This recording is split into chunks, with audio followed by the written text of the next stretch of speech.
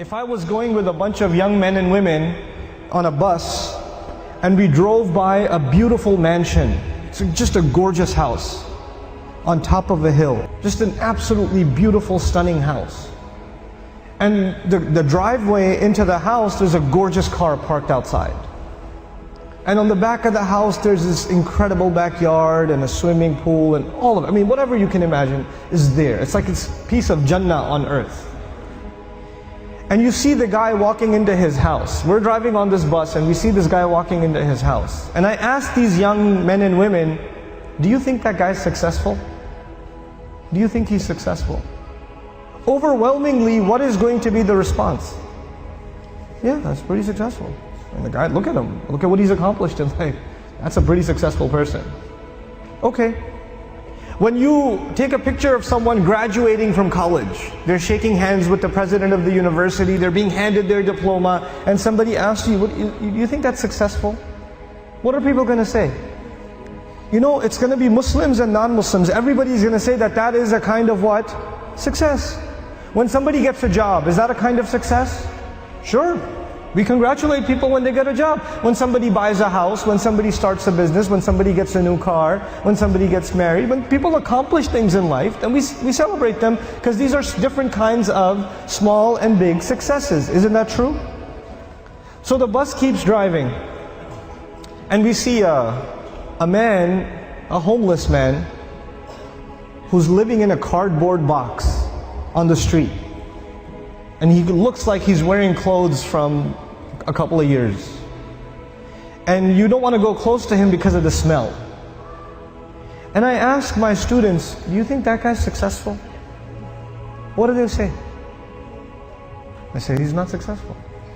Now imagine if I was riding in this bus, but in this bus there were not Muslim boys and girls, but they were Christian boys and girls, or Jewish boys and girls, or atheist boys and girls, or agnostic boys and girls, or Buddhist boys and girls. And I asked them the same exact question. Do you think their answers would be the same?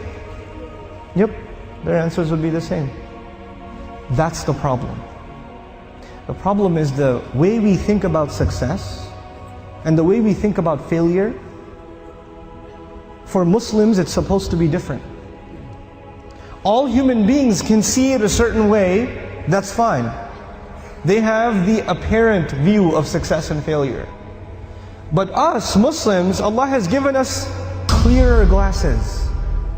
And once you look at reality through these glasses, you see something other people cannot see. You see something other people cannot see.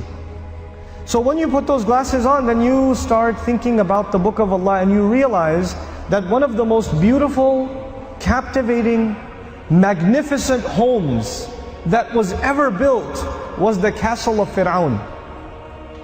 It was one of the most amazing homes ever built.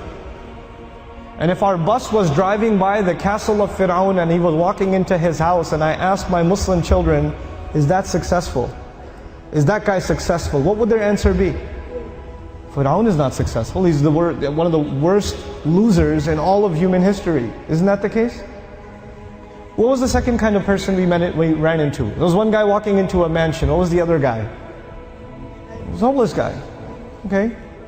Ibrahim alayhi salam was kicked out of his house. He was told to leave the house. So he's homeless. Well, was he successful? He was. Actually, he's one of the most successful human beings that ever lived. Now the Qur'an is teaching me that a homeless man is successful and an incredibly wealthy man is what? A failure. You know what the Qur'an is teaching me? The Qur'an is teaching me that success has nothing to do with wealth. And failure has nothing to do with poverty. Success and failure are different concepts for us than they are for everybody else.